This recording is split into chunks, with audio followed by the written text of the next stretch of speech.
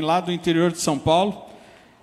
A criação dos filhos do passado, comparadas com a de hoje, era mais fácil para os pais antigamente e para nós, bem na nossa vez, ficou pior?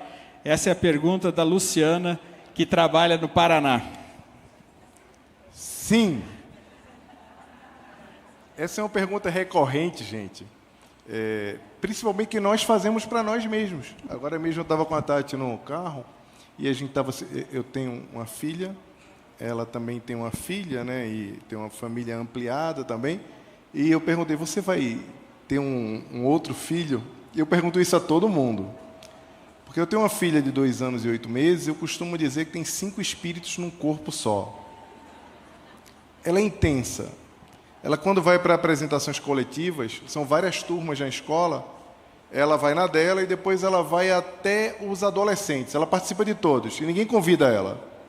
E depois as pessoas entendem, quando eu faço palestra num lugar e falo isso, e depois quando as pessoas conhecem a Luísa, as pessoas entendem o que eu estou falando. A criação hoje tem uma complexidade muito maior, basta observar a nossa vida. A nossa vida é muito mais complexa. Primeiro porque nós nos enchemos de atividades e tarefas que não existiam antes. Pensa só, como seria a sua adolescência se a Netflix já existisse? A gente esperava 1 semana para assistir o He-Man, o episódio do He-Man de novo. A gente tinha que ter paciência para que as coisas acontecessem. A gente esperava as temporadas. Hoje, eu tenho dificuldade, que a minha filha ela tem exposição a 1 hora de telas por dia. Eu tenho dificuldade de explicar para ela o que é um comercial. A gente viajou agora e era a TV aberta que ela estava assistindo. Quando entrava o comercial, ela dizia: muda, muda, muda, muda, muda, muda o próximo. Eu não posso mudar, ela não entende o que é um intervalo. E esse imediatismo faz com que nós estejamos diante da geração do imediatismo, que quer as coisas para agora, para o ontem, e nós nos tornamos assim, bem como o excesso de estímulos que existem hoje. Não é por conta só das telas, é porque hoje as coisas, a nossa atenção compete com muita coisa. Você vai no supermercado, para escolher determinado produto é muito difícil. Antigamente era muito fácil chegar numa cafeteria e pedir um café. O máximo que o cara perguntava para você é se você queria pingado, se você queria o café preto, ou se você queria com açúcar ou talvez adoçante. Você vai hoje no Starbucks ou em qualquer outra e você pergunta à pessoa: eu quero um café. A pessoa pergunta: você quer de café? Você quer com baunilha? Você quer com café? Você quer frappuccino? Você quer com menta? A pessoa pergunta tanta coisa a você. Teve uma vez que a pessoa me perguntou tanto sobre o que eu queria, que eu falei: qual é o que você mais gosta? Serve para mim? Você não consegue escolher, a fadiga da escolha. Isso cria um hiperestímulo que faz com que a criação seja mais difícil. A decisão da escola, a decisão do que a criança vai consumir. E outra coisa também, a influência das opiniões. Hoje em dia as pessoas consultam os especialistas, mas também consultam os influencers.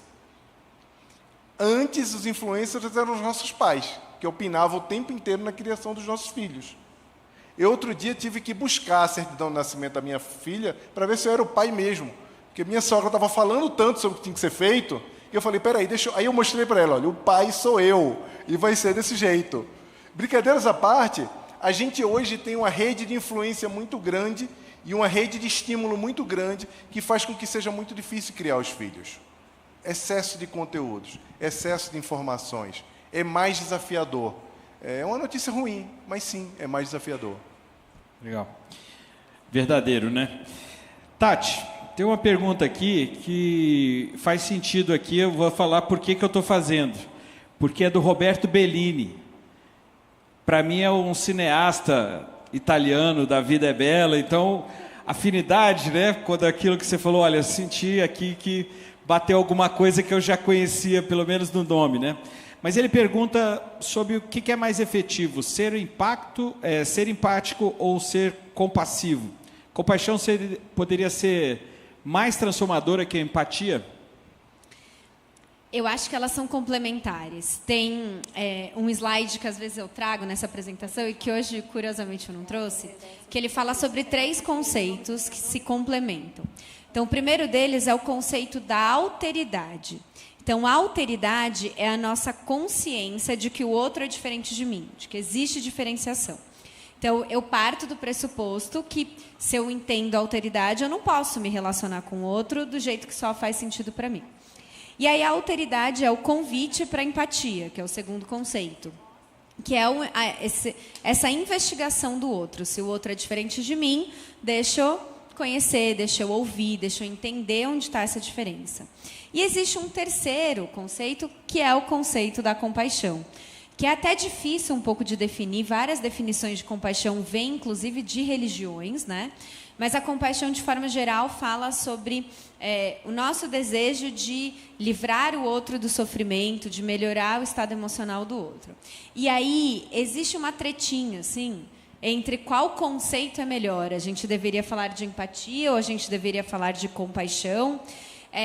E eu acho que eles são complementares, porque eu acho que só a empatia, pela perspectiva da definição, que é entender o outro e se conectar emocionalmente com o outro, ele não necessariamente envolve uma ação, que é essa ação compassiva. Mas, se eu não faço o exercício da empatia, de entender quem é essa outra pessoa, eu vou tomar uma ação que faz sentido para mim e que não necessariamente faz sentido para o outro. Para eu ter uma ação compassiva que atende ao que o outro precisa, eu preciso desse entendimento, que é a empatia. Então, eu acho que eles são muito complementares e eu acho que a gente perde tempo fazendo essas definições, sabe? Melhor chamar assim, melhor chamar assado. Melhor a gente se conectar e tentar se relacionar a partir desse lugar de conexão. Legal. Pessoal, vamos ter uma pergunta lá. Eu também quero participar. Jaime quer contribuir também? Fica à vontade, tá? Eu adoro essa palavra alteridade. Porque a alteridade, ela provoca uma visão do outro, um olhar para o outro com um olhar muito peculiar de que o outro tem uma história diferente. Tem um livro chamado O Grande Gatsby. Foi um filme também com Leonardo DiCaprio, que, por favor, Leonardo DiCaprio é incrível, né? Leonardo DiCaprio, ele ganhou o Oscar tardiamente. E a primeira página dele é uma conversa com o pai, que ele fala: filho, toda vez que você estiver diante de outra pessoa, lembre-se que essa outra pessoa tem uma história completamente diferente da sua. E é importante a gente olhar o outro, mesmo quando o outro pensa completamente diferente de você, para você interpretar essa questão. Tem um texto meu até no Medium que fala sobre meritocracia moral. E a meritocracia moral nos ajuda muito a observar alguns espectros da vida que a gente olha com muita dureza sobre outra perspectiva, que é entender quais são os recursos que aquela pessoa tem para poder lidar com uma situação que você lidaria de uma forma diferente. No trabalho isso é muito poderoso, porque às vezes é difícil lidar com uma pessoa que você olha e pensa que ela é limitada no trabalho. Aí você vai resgatar a empatia, vai lembrar do conteúdo da Tati, do treinamento dela, e você vai: mas eu quero matar. Eu já expliquei 5 vezes, e a pessoa não entende. A falta de compromisso, tem empatia com a falta de compromisso. Uma das coisas que eu mais escuto quando a gente esteve lá a gente já gravou junto um podcast da CBN, foi bem legal, em 2019, antes da pandemia. A gente um monge. A gente um monge. Aprendemos muito. Eu aprendi muito com a Tati, com o monge. Foi muito legal. Depois vocês são vozes CBN, deve estar no Google, no YouTube. E eu lembro que quando a gente... Depois que eu fiz esse podcast, imagina, eu era o diretor de uma multinacional, hoje eu tenho uma empresa. Eu sou, toco a operação de uma empresa. E você é convidado o tempo todo, quem é líder aqui deve saber o que eu estou falando. Se você começa a trazer na tua jornada, na tua vida, valores morais, sejam religiosos ou a evocação da humanidade, alguém vai te cobrar. Você imagina alguém que fala sobre empatia, alguém que escreveu um livro sobre empatia. A pessoa vai te olhar assim e vai dizer: você tem que ser empático, você escreveu um livro, 2 livros sobre isso. E aí a empatia para pessoas, às vezes, é você lidar com a falta de compromisso. A empatia, às vezes, é você lidar com a violência do outro de uma forma compassiva e não ser capaz de dar um feedback duro. Daí a pessoa me perguntou: olha, como é que você é empático como gestor? Para algumas pessoas, sim. Para outras, não. Porque como você observa o outro, como você recebe aquilo ali, A gente tem mania, inclusive, de colocar o nosso fracasso na conta dos outros e o nosso sucesso na nossa conta. Daí é muito difícil esse transitar. Eu adorei, eu até bati uma foto aqui do slide da Tati para poder mandar lá para a equipe se conectar com isso, que é muito importante a gente entender a diferença do que é simpático e do que não é. Eu acho bem legal essa observação da alteridade, eu gostei muito. Legal, eu estou aqui lá. representando Andréia, a galera do virtual, né? vamos lá. Estou aqui, defenda o meu online. Então, eu quero chamar a participação da plateia com vocês agora. Daniel tem uma pergunta para fazer ao vivo. Oi, Daniel, tudo bem? Você nos escuta? Olá, bom dia, escuto sim. Ah, legal. De qual o seu órgão? Empresa? Trabalho na Receita Federal, em Brasília. Legal, Daniel. Qual a sua pergunta aqui para os nossos convidados? Manda ver. Bem, prazer primeiramente ouvir Jaime e Tatiana. Excelente, disruptiva essa palestra para mim e me fez chegar a uma reflexão, né, que é o fruto dessa pergunta que eu vou fazer. A gente, hoje no mundo, nós somos mais de 8 bilhões de habitantes. Vivemos a transformação do mundo da chamada aldeia global. Experimentamos o crescimento instantâneo das relações sociais sem precedentes na história. Ainda assim, nós vivemos num mundo que eu estou chamando aqui de conectado pela solidão. Como é que a empatia pode nos ajudar a lidar com esse mundo conectado pela solidão? Profundo. Vamos lá. Eu acho que a empatia é um lembrete da nossa... Ajuda a gente, né? Como um lembrete da nossa humanidade e da humanidade do outro. Então, a gente é cada vez mais digital, a gente é cada vez mais conectado, mas, não vou nem falar 100% das vezes, mas em grande parte das vezes, existe um outro ser humano do outro lado, né? Aquele avatar, aquele nome representa um ser humano. Falei em grande parte das vezes porque cada vez mais a gente tem perfis por aí que nem humanos são, né? Mas eu acho que ela ajuda a gente a lembrar que existe uma pessoa ali do outro lado. Um ser humano que tem os seus sentimentos, que tem as suas emoções, que é complexo, igual a gente. E eu acho que esse lembrete é muito importante para a gente conseguir navegar de uma forma mais saudável nessas redes, porque a gente acaba se desconectando, né? A gente acaba...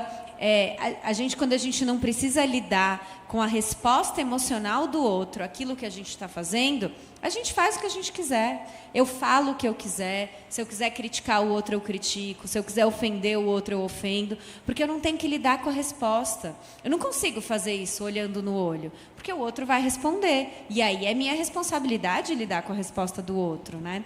Então, eu acho que esse cenário que a gente está vivendo, ele é desafiador para as relações. Ao mesmo tempo que ele pode aproximar quem está longe, ele tem sido, sim, um motivador de desconexões reais. Mas eu acho que a empatia talvez seja uma das ferramentas que pode ajudar a gente a voltar para esse lugar de mais humanidade, voltar para esse lugar de pertencimento e de conseguir se preocupar da gente conseguir ser humano nessa rede e da gente conseguir tratar as outras pessoas como humanas também. Isso é interessante, Tati, que você falou, que eu tenho um amigo muito conhecido no Brasil que tem muitos haters e ele falou que nunca viu um hater presencialmente, porque nunca teve um enfrentamento nas redes sociais, trucidado, mas sai à rua e as pessoas simplesmente nunca apareceu foto para tirar e falar, olha, realmente o hater não aparece presencialmente, né? Interessante se observar, porque muitas vezes as pessoas estão em sofrimento por conta de avaliações e por conta de comentários que parece que fica no campo da internet. Uma vez eu vi o Rossandro fazer um comentário, às vezes quando tem um problema, às vezes desliga a rede social, o problema para, né? Então, muitas vezes é a influência que a gente vem vivendo. Desculpa pela parte, mas vamos lá. André, agora, pergunta aqui da plateia. Aqui na frente. Aqui, vamos lá. Primeiro levantar a mão aqui. Meu colega, esse aqui. Perfeito. Seu nome? Rodrigo. Eu sou do Ministério da Gestão e Inovação. Legal, pode fazer sua pergunta aqui. Posso segurar? Tá, ok. É meio estranho, mas tudo bem. Parabéns primeiro aí pela apresentação. Obrigado pelas falas do Jaime e da Tati. Acho que foram muito inspiradoras. Eu fiquei aqui pensando, gente, a respeito dessa questão da vinda desses perfis, especialmente agora que essa nova geração está chegando no mercado de trabalho. Quais seriam as estratégias que as organizações poderiam colocar em prática, em curso, para lidar com essas faltas de habilidade relacionadas aí à comunicação corporal, né, cumplicidade, saber lidar com a discordância. Essas habilidades são desenvolvidas nesse momento, nessas vivências reais, né, longe do videogame ou da vida digital, da vida online. E eu percebo que isso mesmo, assim, talvez a gente tenha essa percepção de que isso está muito ligado a essa geração específica, mas eu tenho percebido que também as pessoas de outras gerações, em função também dessa diminuição do tempo de convivência comunitário, real, também estão perdendo essas habilidades. Então, enquanto organizações, como é que nós devemos assim pensar em estratégias? Quais estratégias vocês recomendariam para que nós pudéssemos estimular essas habilidades, desenvolver essas habilidades nesse ambiente, né, corporativo? Boa. Quer começar, Jaime? Posso? Pode começar. Então, tá bom. Eu acho que a primeira estratégia é uma estratégia individual, da gente tomar cuidado com os rótulos, tá?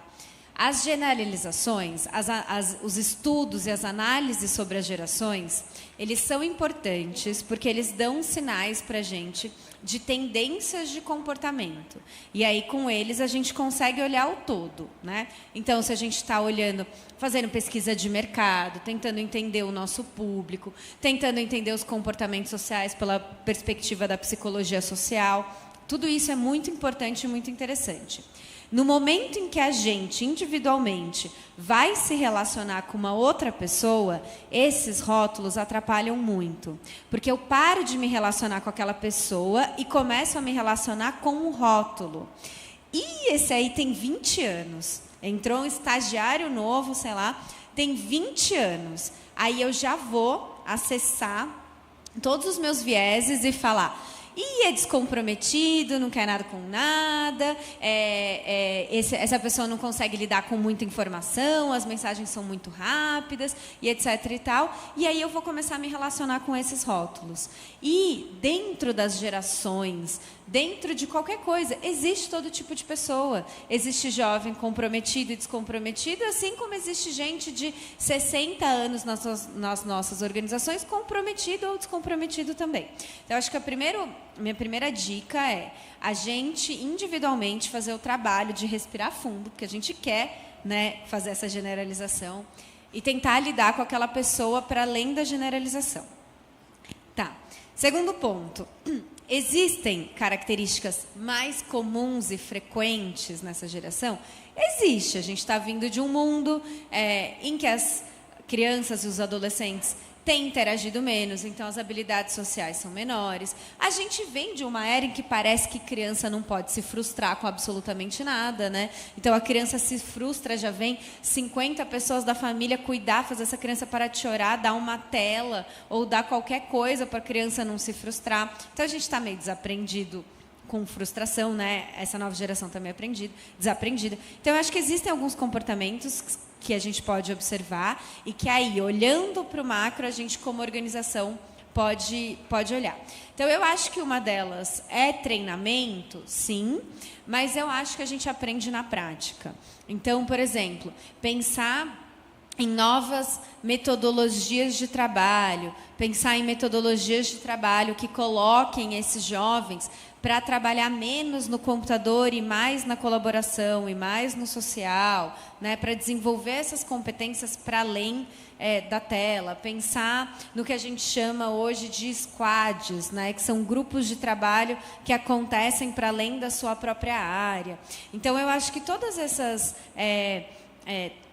motivações acopladas com processos de treinamento, de conscientização, eu acho que é o que vai trazer um pouco mais de oportunidade para a gente desenvolver essas competências, assim como as nossas organizações também precisam se adequar.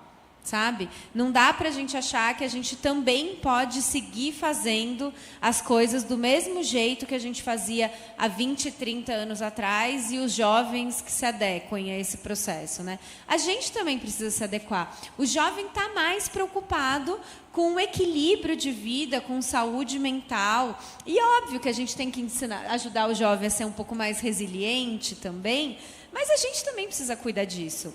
É um sinal dos novos tempos. O jovem, tem muito jovem que não quer trabalhar mais 100% presencialmente. E a gente precisa olhar como é que a nossa organização se adequa a isso. Ou senão, a gente vai perder muitos talentos também dessa nova geração, que tem os seus desafios comportamentais, mas tem também as suas qualidades comportamentais e também tem uma cabeça ligada aí nesse novo mundo que talvez a gente, né, outras gerações não tenha. Então, acho que algumas dicas podem ir por aí. Beleza. Andréia, mais uma. Jaime não vai falar? Jaime, não, eu já ia dizer, não tem como falar mais de nada. Mais perguntas? Aqui, Andréia, na frente, por Você favor. vai liberar quantas, José Paulo, cronômetro? Agora vamos lá. Mais 3 aqui, que nós temos 2 aqui. Então vamos aqui. Primeira aqui, ali no meio. Tá, então tá, vamos aqui. Aqui. Fica de pé, que acho que fica melhor para eles te filmarem, por favor. Vamos lá. Qual o seu nome? Daniele, tudo bom? Da empresa. É da Polícia Civil, trabalho com treinamentos de desenvolvimento humano lá também.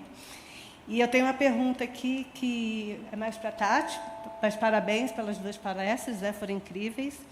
E hoje em dia a gente vê muita dificuldade das pessoas em dar e receber feedbacks, né?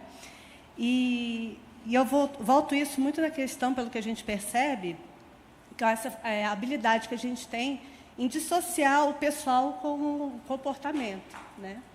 E aí eu queria saber, Tati, assim, de você, como é que você trabalha isso nas lideranças, nas empresas, para desenvolver essa habilidade relacionada com a empatia? Que eu vejo que é assim, primordial que essa habilidade seja desenvolvida para que a gente consiga, né, ter essa abertura do aprendizado, que é o feedback. Isso é algo que eu trouxe para mim e que funcionou bem. Foi um divisor de águas, né, quando eu aprendi a trabalhar o feedback colocando a empatia também. Eu gostaria de saber de você como é que você trabalha isso. Boa. Eu acho, em primeiro lugar, que não existe técnica de feedback que funcione se não existe uma construção de confiança na relação.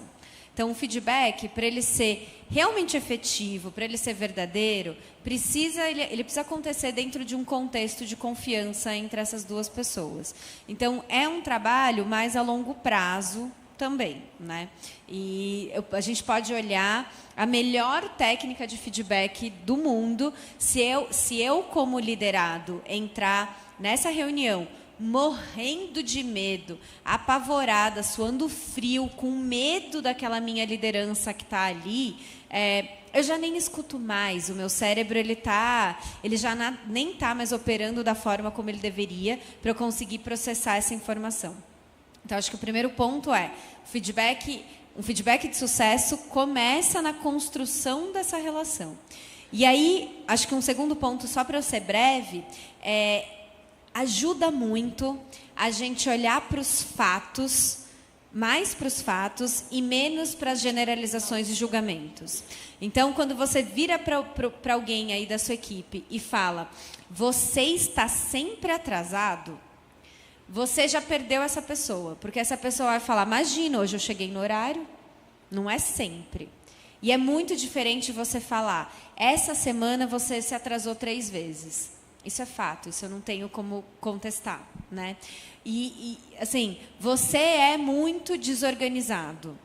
Existem algumas planilhas ou existem alguns sistemas aqui que não estão tão organizados quanto eles deveriam e é importante que eles estejam por isso, por aquele, por esse motivo. O que a gente pode fazer como é que você pode me ajudar a manter esses sistemas, esses arquivos mais organizados? Então, só para eu ser breve, né, para a gente poder ouvir mais gente, mas eu acho que é isso, construir uma relação de confiança ao longo do tempo e organizar o nosso feedback, organizar antecipadamente a nossa conversa para que ela esteja focada em fatos e não em julgamentos e generalizações. Acho que já é um começo. Mais uma? Podemos? Vamos aqui. Podemos? Parabéns aos nossos 2 palestrantes aí, foi sensacional. Meu nome é Luciano Leira, eu sou presidente da Associação Nacional dos Delegados da Polícia Federal e participamos desse projeto, né? 2.400 delegados aqui estão à disposição esse programa. E para contextualizar rapidamente, né, os delegados eles vão para as fronteiras e no primeiro dia já de trabalho ele vai chefiar uma equipe. Ele vai chefiar a equipe da delegacia, ele vai chefiar a equipe numa operação. Então, o que eu queria perguntar para a Tatiana é qual é essa ligação? Eu sei que é uma outra palestra, mas qual é essa ligação da empatia com a liderança? Boa. É outra palestra. Mas eu acho que o primeiro ponto é o líder entender que para ele ser um líder mais empático, conectado com as pessoas, ele precisa conhecer as pessoas. E eu acho que isso é algo que a gente faz pouco na liderança, né? A gente chega, começa a trabalhar, aí você tem uma equipe lá de 15 pessoas, você leva 15 minutos para conhecer as 15 pessoas e aí a gente já começa a trabalhar, né? Então, só contando uma história muito rapidinha aqui, uma vez eu fiz um workshop para uma área do Banco Bradesco. E aí eu fiz um workshop com a liderança, eram 30 líderes, e depois eu fiz algumas palestras para o restante da equipe, eram mais umas 200 pessoas. E aí, nesse workshop para a liderança, os líderes passaram por uma experiência que eu chamo de almoço de empatia, que é um almoço em que eles sentam para comer em pequenos grupos, né? E eles vão, ao longo dos 3 tempos do almoço, eles vão recebendo um cardápio, que não é um cardápio de comida, é um cardápio de conversas. Que são perguntas para estimular que eles conversem sobre coisas que eles não têm tempo para conversar no dia a dia. E aí, fizemos essa experiência, depois eu fui dar as palestras.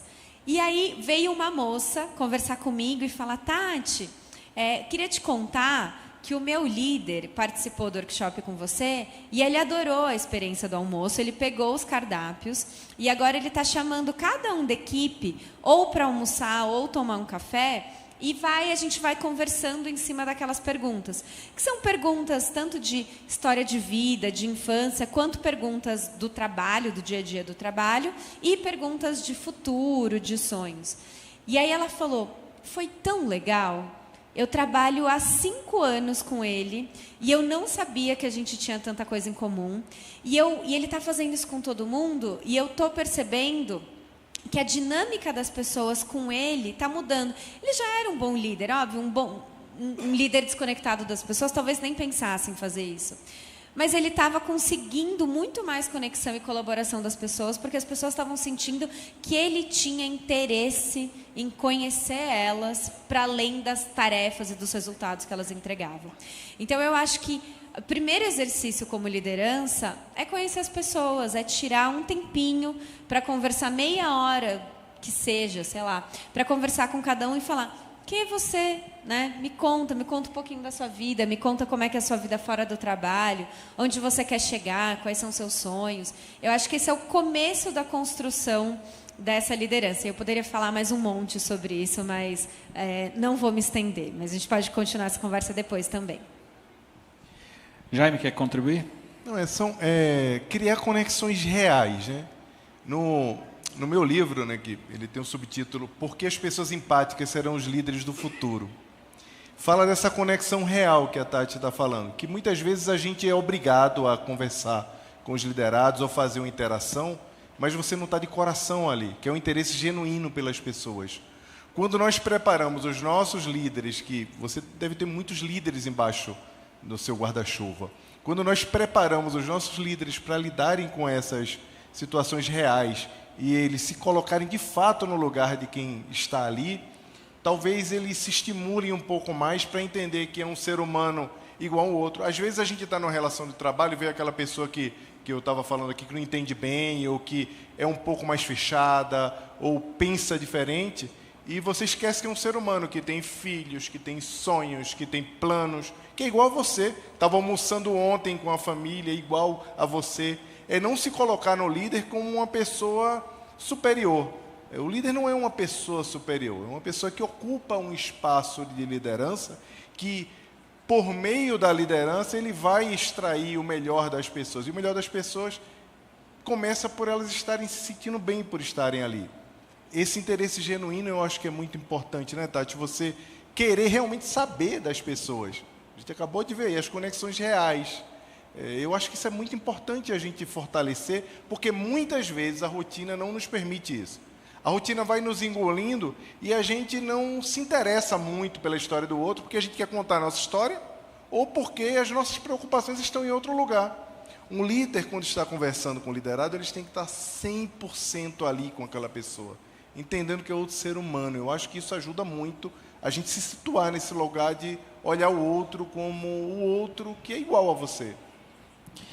Vamos fazer a última daqui. Agora desse lado para equilibrar. E depois eu faço a última aqui para a gente encerrar. Vamos lá, então, rapidinho, vamos lá, quem pessoal. vai? Fique em pé para a gente. Qual é o seu nome? Bom dia, meu nome é Ana Lúcia. Além de ser sargento da Polícia Militar, eu sou assistente social. Eu não precisava falar mais nada depois dessa fala, desse bate-papo de vocês, mas o que vocês falaram, e eu gostaria de partilhar, como eu sei que tem bastante liderança aqui. Eu tive um comandante que eu admirei demais e eu gostaria que ele fosse exemplo, né, para muitos aqui. Uma vez na semana, ele sentava com a gente e partilhava o que você está tendo dificuldade, o que poderia ser melhor.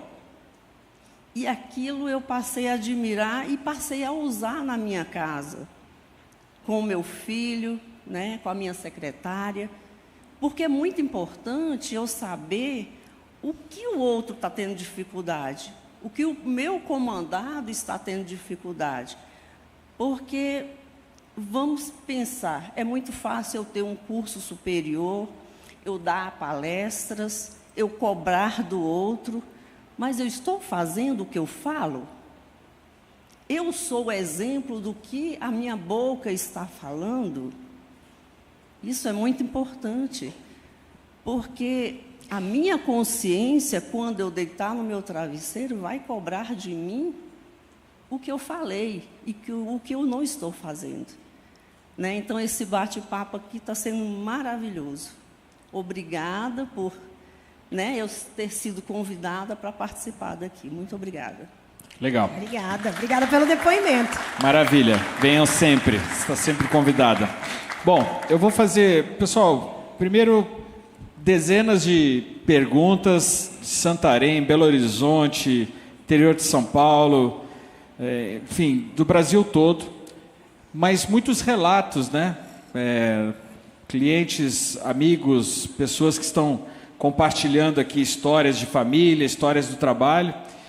Mas aqui, Jaime, para fechar contigo, geralmente as pessoas estão relatando um problema na criação dos filhos e pediram para fazer um resumo. O que eu vou colher se eu deixar realmente não limitar ou deixar o acesso ilimitado às tecnologias, a não impor uma regra para os filhos? O que esses pais colherão no futuro, caso não façam realmente o trabalho, vamos dizer, de pai com relação a controles talvez necessários nesse momento? Isso tem começado já na primeira infância. O celular é a nova chupeta. A criança, para se acalmar, recebe um celular, recebe um tablet, para poder os pais fazerem alguma coisa. Isso entra muito no campo de julgamento nas redes sociais, porque se fala, nossa, as crianças estão enlouquecendo porque usam muito telas. Mas a verdade é que em algum momento talvez você precise usar telas com seu filho. Uma mãe que está sozinha com a criança, que precisa ir ao banheiro e às vezes não consegue, esse talvez seja o último recurso. A questão é que a gente vai substituindo o tempo real, que é o tempo de brincar, de viver. O Jonathan Haidt fala muito isso no Geração Ansiosa, que nós substituímos a infância do brincar pela infância do celular. Quando a gente vai substituindo essa interação da criança poder crescer com bons contatos sociais, vivendo esse mundo que é o chamado tridimensional, que é tendo contato com a vida como um todo. Tem criança que conhece primeiro o sapo, a flor, os animais, por meio das telas, e quando vai ver uma girafa de verdade, um cachorro de verdade, ela fica com dificuldade de entender que é a mesma coisa. Daí o desenvolvimento cognitivo vai ficando complicado. Hoje existe um termo que foi considerado a palavra do ano, no ano passado, pelo dicionário de Oxford, que chama brain rot. As pessoas estão perdendo a capacidade de foco. Aí isso tem a ver com não conseguir ter um bom feedback, ou não lidar bem com as novas gerações. As pessoas não conseguem passar muito tempo numa palestra, elas preferem consumir vídeos curtos de 1 minuto, de 2 minutos. Tem capacidade de absorver conteúdos que são mais longos, de ler, de se conectar com os outros, porque o cérebro está apodrecido. E isso a gente tem que fazer uma conta, o quanto o nosso cérebro está apodrecido também. O fato de estar aqui num movimento como esse, ou querendo beber fontes e conteúdos que vão inspirando e vão fazendo a gente pensar de uma forma diferente, provoca uma transformação no nosso cérebro, que é a associação com pessoas que estão buscando as mesmas coisas, elementos para exercer melhor a nossa profissão, a nossa paternidade.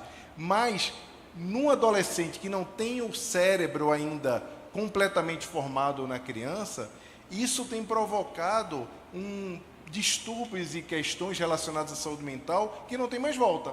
Exemplo, hoje existe uma epidemia de suicídio infanto-juvenil. Cada vez mais cedo as crianças estão chegando nos hospitais com automutilação ou tentativa de suicídio. E isso tem aumentado exponencialmente. Nós acreditamos que isso nunca vai acontecer na nossa família. Nós acreditamos que isso nunca é possível porque a gente entende bem como funciona a cabeça do nosso filho. Mas, às vezes, nós estamos pedindo performance dele na escola. Estamos dizendo, você só estuda, tem obrigação de tirar boas notas. Está indo numa escola que é focada em aprovação, focada só naquilo ali, de performar, de passar em vestibular, passar no Enem. E a desumanização está acontecendo quando a criança não pode ser criança ou o jovem não pode ser jovem. E isso tem um impacto profundo na forma como ele vai chegar nas empresas. Vocês não estão vendo como estão chegando as novas gerações? A maioria deles tem questões, sim, que nós precisamos conversar a respeito. Nós não podemos rotular. Nós lá na Educa temos talentos, pessoas da geração Z que são admiráveis. Pessoas que você olha e fala, nossa, essa pessoa é brilhante. A gente tem na nossa equipe pessoas assim. Mas já aconteceu de eu ir para uma entrevista, chegar lá na entrevista de trabalho e ter 2 pessoas, e eu gosto de conversar 1 a 1. Eu acho que lidar com as novas gerações ou com quem está chegando no trabalho passa por uma boa entrevista, um bom recrutamento. Então eu converso com todo mundo que entra na empresa. Uma vez eu cheguei lá, eu contei isso para o Zé, tinham 2 pessoas sentadas para conversar comigo. Eu voltei lá no departamento de gestão e falei, gente, vocês sabem que eu gosto de conversar individualmente. Tem 2 pessoas lá na sala. E aí a pessoa de RH falou, porque é a candidata e a mãe dela que está ali para entrevista com você. Ah, mãe, tá bom. E eu fui lá conversar com a mãe e com a candidata. E era uma vaga para a área pedagógica. E eu conversei com as 2 e fiquei muito curioso. Eu sou uma pessoa muito curiosa dessas coisas, né? Eu estudo isso e digo, deixa eu entender o que está acontecendo aqui. Daí, no meio da entrevista, eu perguntei para a mãe, não, eu vim aqui para apoiá-la e tal, eu tenho feito algumas entrevistas, e aí a garota falou, inclusive na semana passada eu não podia, ela foi no meu lugar. E aí você imagina, a gente entra numa onda de superproteção com os nossos filhos, que a gente não permite que eles se desenvolvam. O próprio pai, conhecendo o filho e a filha, sabe que ela não tem capacidade de estar ali para conversar com um estranho, de fazer uma conexão real e falar sobre as coisas que são aspiracionais. Então, a gente tem que ter cuidado porque, às vezes, a gente se preocupa muito em se mostrar para o mundo de uma forma. Outro dia me falaram assim, não, Jaime, você devia passar mais tempo gravando conteúdo, fazendo mais palestras, tendo mais exposição digital, porque você vai ficar mais tempo fazendo palestra. Eu não quero ser um influencer. Eu quero ser influência na vida da minha filha, eu preciso estar mais com ela, eu quero influenciar a vida dela, para que quando ela chegar no momento da entrevista de trabalho, ela não precise ir comigo para poder responder por ela. São os pais que transformam o filho num avatar. Eles querem que os filhos se transformem num objeto de realização dos próprios sonhos. Aí botam os filhos para fazer 5 intercâmbios, para viver a vida deles, a vida que eles não viveram. E quando vê, na hora que acontece a vida real, eles não conseguem lidar. a vida digital leva a gente para esse lugar. Por isso tem que limitar a tela, tem que ter tempo sim para participar do momento digital, mas também do momento presencial e principalmente ter esses momentos de qualidade com a nossa família. Boa. Obrigado, Jaime. Tati, para fechar, vou pedir para você uma resposta, sei que é difícil, mas bem rápida, com bastante relatos sobre a chefia imediata. Então, como lidar com o chefe bipolar? Como lidar como ter empatia com aquele que sempre critica, tem que chamar o Rossano questiona essa, né? e que parece que não demonstra nenhum tipo de empatia com o colaborador? Parece que muita gente aqui se identificou, Olha hein? que Gostei. foi um riso nervoso, você viu, né? Bipolar foi duro, hein? Senti um certo riso nervoso, mas só entre nós. Tá fácil de fechar agora, hein, Zé? Deixa eu ver como é que eu faço isso breve. Eu acho que tem 2 pontos. O primeiro relações de poder dificultam a empatia. Então, existe um autor que chama Roman Ksnari, que é um nome um pouquinho difícil, mas ele fala no livro dele sobre 4 bloqueadores de empatia, e um deles é a hierarquia. Então, é uma relação um pouco mais difícil de lidar com esse tipo de coisa, porque existem relações de poder, e quando você está abaixo, dentro de um contexto de trabalho, você tem muito a perder. Então, é muito mais difícil a gente se colocar nessas relações. O que acho que é importante? O primeiro ponto lembrando daquela questão do espelhamento, que eu falei, que a empatia é inata, que a gente tem esse processo de espelhamento do outro, aquilo que eu faço funciona em alguns casos, quando a gente está falando de transtornos, bipolaridade, narcisismo, psicopatia, é outra história, por isso que é difícil responder essa pergunta, mas o meu comportamento é um convite, é um espelho para o comportamento do outro. Então, se eu quero que o outro me escute um pouco mais, eu também preciso ouvir. Se eu quero que o outro me entenda um pouco mais, é também importante que eu faça o exercício de entender da onde vem tudo isso, qual é a necessidade por trás desse comportamento, que talvez eu consiga adiantar, antecipar e tentar resolver, que pode amenizar o comportamento, de certa forma, como um todo. Então, nas relações comuns, assim, eu acho que, normalmente, essa é a minha dica, né? Eu não tenho como mudar o comportamento do outro, eu não tenho como me responsabilizar pelo comportamento do outro. O que eu tenho, o que é possível fazer? Mudar o meu comportamento num convite de espelhamento para o comportamento do outro e estabelecer os meus limites. Existem limites que precisam ser colocados nas nossas relações. É difícil fazer isso com nossa liderança? É difícil. É complicado, porque às vezes a gente não tem essa segurança e não tem essa liberdade. Mas cuidar para que eu esteja minimamente segura e saudável dentro dessa relação e tentar eu cuidar um pouquinho de até onde eu vou, até onde eu não vou, como é que eu me cuido quando eu saio desse trabalho, quem é a minha rede de apoio dentro desse contexto, que é com quem eu posso contar, que é com quem eu posso conversar, para eu ter um pouquinho mais de qualidade emocional para lidar com essa pessoa. Na nossa vida, eu sempre falo, não existe nenhuma falta de empatia em romper relações. Se eu estou em uma relação que me faz mal, que é tóxica, que é violenta, qualquer coisa, não é nenhum sinal de empatia ficar nela. Sabe? A gente pode romper relações, a gente pode se afastar de quem faz mal para a gente. No contexto corporativo de trabalho, nem sempre é tão simples assim, né?